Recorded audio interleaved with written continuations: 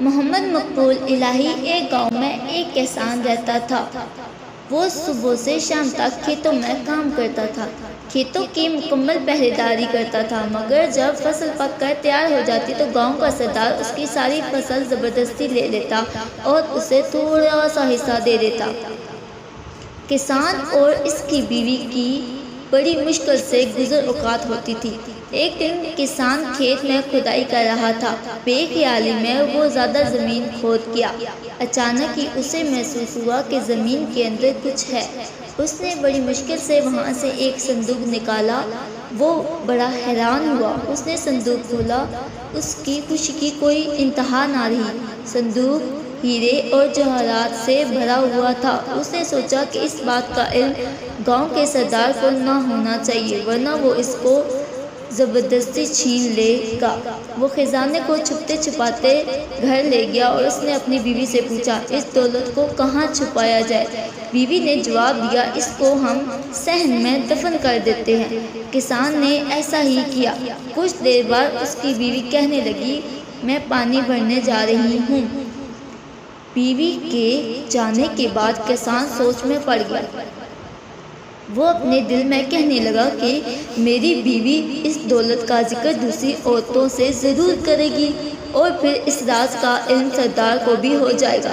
یہ خیال آتے ہی کسان اٹھا اور ہیروں سے بھرا صندوق صحن سے نکالا اور گھر سے باہر ایک خفیہ جگہ میں دفن کر دیا اور واپس آ گیا۔ جب اس کی بیوی گھر آئی تو اس نے سنجیدگی سے کہا، کل ہم جنگل سے مچھلیاں پکڑ کر لائیں گے۔ بیوی نے حیران ہو کر کہا، مچھلیاں اور جنگل سے؟ خوشی سے تمہارا دماغ تو خراب نہیں ہو گیا؟ کسان مسکرا کر بولا، کل جب تم جنگل جاؤ گی تو خود دیکھ لینا۔ اگلے دن کسان سورج نکلنے سے پہلے گھر سے نکلا اور گاؤں کے مچھیرے سے بہت سی تازہ مچھلیاں خریدی اور اس نے تندور کی روٹیاں بھی خریدی اور جنگل کی طرف چل پڑا۔ وہاں ایک جگہ دیکھ کر اس نے مچھلیاں زمین پر پھیلا دی اور کچھ آگے جا کر درختوں پر روٹیاں لٹکا دی۔ یہ سب کام کر کے وہ گھر واپس آیا۔ اس کی بیوی ابھی تک سو رہی تھی۔ جب سورج نکلا تو کسان اپنی بیوی کو لے کر گیا، جنگل کی طرف چل پڑا۔ اس کی بیوی نے زمین پر مچھلیاں دیکھی تو حیران رہ گئی۔ پھر اس نے سب مچھلیوں کو اپنی ٹوکری میں رکھ لیا۔ آگے جا کر درختوں پر روٹیاں دیکھی تو کسان سے کہنے لگی، درختوں پر روٹیاں لگی ہوئی ہیں؟ کسان نے کہا، یہاں روٹیوں کی بارش ہوئی ہے، کچھ روٹیاں درختوں پر اٹک جاتی ہیں۔ اس کی بیوی بہت حیران ہو رہی تھی۔ کسان اور اس کی بیوی کے دن پھر گئے۔ اب وہ پہلے سے زیادہ اچھا کھاتے تھے۔ تھوڑے دن بعد ہر طرف یہ بات پھیل گئی کہ کسان کو کوئی خزانہ مل گیا ہے۔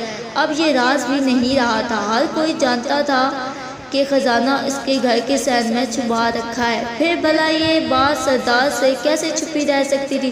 پہلے اس نے کسان کی بیوی کو اور پھر کسان کو اپنے ہاں بلوایا۔ کسان جب سردار کے پاس گیا تو سردار نے کہا، کیا یہ سچ ہے کہ تمہیں ہیرے اور جواہرات سے بھرا صندوق ملا ہے؟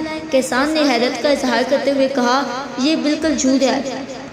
سردار نے گرج کر کہا، تمہاری بیوی مجھے سب کچھ بتا چکی ہے۔ کسان نے ہاتھ جوڑ کر کہا، میری بیوی کا دماغ خراب ہو گیا ہے، یہ تو آج کل الٹی سیدھی باتیں کرنے لگی ہے۔ جب کسان کی بیوی نے یہ سنا کہ اس کا شوہر اسے پاگل کہہ رہا ہے تو وہ غصے سے بولی، حضور، جو کچھ میں نے بتایا ہے وہ حقیقت ہے، یہ صندوق ہمارے صحن میں دفن ہے۔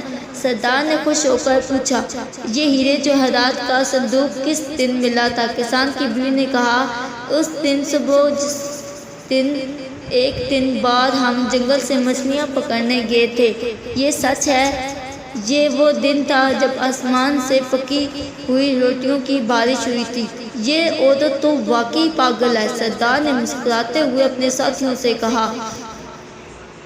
سردار کے ایک خادم نے سردار کے کان میں کچھ کہا۔ سردار نے اپنے خادموں کو حکم دیا کہ کسان کے گھر جاؤ اور صحن کھود کر خزانے کا پتہ لگاؤ۔ خادموں نے سارا صحن کھود ڈالا مگر وہاں انہیں کوئی خزانہ نظر نہ آیا۔